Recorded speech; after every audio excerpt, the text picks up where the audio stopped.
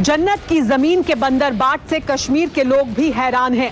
अब यह बात भी सामने आई है कि पूर्व मुख्यमंत्री और नेशनल कॉन्फ्रेंस के अध्यक्ष डॉक्टर फारूक अब्दुल्ला और उनके बेटे और पूर्व सीएम उमर अब्दुल्ला का जम्मू में आवास भी इसी घोटाले की जमीन पर बना है। अब्दुल्ला परिवार का ये आवास 7 कनाल सरकारी जमीन पर बना हुआ है। इस समय मैं मौजूद हूँ जम्मू के भटंडी इलाके में, जहाँ पे उमर अब्दुल्ला और फारूक अब्दुल्ला का रेजिडेंस है। हम आपको घर दिखाने की कोशिश करेंगे। ये देखिए, ये भटंडी का वही इलाका है जहाँ पे उमर अब्दुल्ला और फारूक अब्दुल्ला का जो रेजिडेंस है, ये साफ तौर पे आप अपने टीवी स्क्रीन पे देख सकते हैं। जम्मू कश्मीर प्रशासन की तरफ से साफ कर दिया गया है कि ये जो घर है ये स्टेट लैंड एंक्रोच्ड है। कश्मीर का ये नया काला अध्याय सामने आने के बाद अब्दुल्ला परिवार के पांव के नीचे से सियासी जमीन खिसकती दिख रही है। जो फारूक अब्दुल्ला जम्मू कश्मीर में आर्टिकल 370 की दोबारा बहाली के लिए चीन से मदद की गुहार लगा रहे थे, वो अब नई मुश्किल में घिर गए हैं। हालांकि फारूक अब्दुल्ला और उनके बेटे उमर अब्दुल्ला ने आरोपों को बेबुनियाद बताया है। अब्दुल्ला खानदान ने सफाई दी है कि फारूक अब्दुल्ला ने रोशनी एक्ट के तहत कोई लाभ नहीं लिया। जम्मू और श्रीनगर में उनके आवास का रोशनी एक्ट से लेना देना नहीं है। ये सब सोची समझी साजिश के तहत किया जा रहा है, लेकिन बीजेपी इसे गुप्तकार ग्रुप का गुप्त पाप बता रही है। इन्होंने हर जो है शख्स को इस दायरे में लाने की कोशिश की। इन्होंने डॉक्टर फारूक साहब को भी कई जो है ईडी के मामले में उठाया। मुल्क में आपने देखा चिदम्बरम साहब को लिया, कांग्रेस के बड़े लीडर्स को अलग लिया। ये तो इनकी एक ये भी एक स्ट्रेटजी है। इस तरह भी हरासा किया जा रहा है। फारूक अब्दुल्ला जी हो, द्रबू जी हो, इनके पार्टी के बड़े बड़े नेता हों, कांग्रेस पीडीपी एनसी के मंत्री हों, बेशर्मी के साथ सरकारी जमीन, वन भूमि, इन्होंने कुछ नहीं छोड़ा। कश्मीरियों की जमीन हड़पने के इस नापाक खेल में कई सियासी परिवार शामिल हैं। जमीन घोटाले की आंच पूर्व मुख्यमंत्री महबूबा मुफ्ती पर भी आ गई है। जानकारी के मुताबिक महबूबा की पार्टी पीडीपी ने जम्मू के संजवान इलाके में अवैध ढंग से 3 कनाल सरकारी जमीन पर कब्जा कर पार्टी ऑफिस का निर्माण कराया है।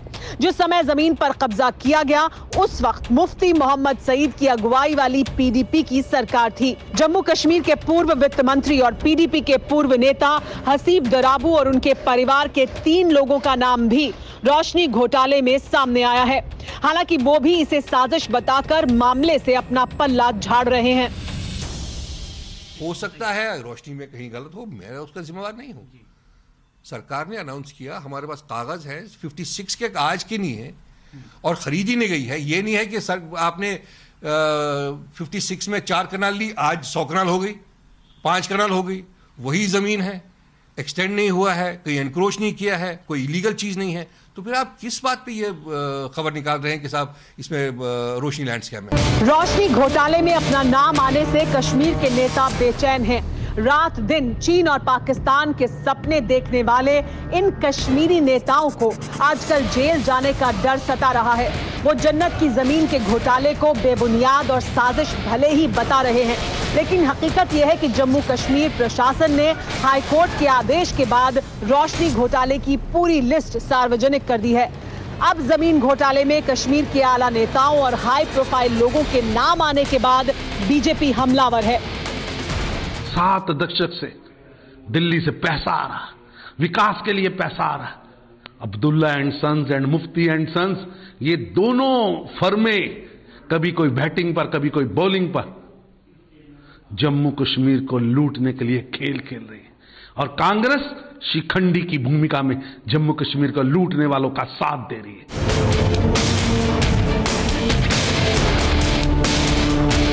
रोशनी घोटाले में सबने कमाया, सबने खाया, कश्मीर को जमकर लूटा। फारूक अब्दुल्ला के सीएम रहते हुए जम्मू कश्मीर में विवादित रोशनी एक्ट लागू किया गया था। सरकारी जमीनों पर गैर कानूनी कब्जों को कानूनी तौर पर मालिकाना हक देने की कवायद की गई। हाईकोर्ट ने इसे रद्द कर दिया था। हाईकोर्ट ने इस एक्ट को असंवैधानिक बताया, रोशनी की बजाय अंधेरा बताया। फिर मामले की सीबीआई जांच के आदेश दिए गए। अब इस मेगा घोटाले के सामने आने के बाद नेशनल कॉन्फ्रेंस और पीडीपी नेताओं के साथ साथ कांग्रेस को भी सांप सूंघ गया है। अब सवाल है कि जमीन की खुली लूट का लाइसेंस बांटने और जन्नत को निगलकर उसे अंधकार के गर्त में धकेलने का गुनाह करने वाले कश्मीरी नेताओं की पोल खुल जाने के बाद उन्हें सलाखों के पीछे कब पहुंचाया जाएगा।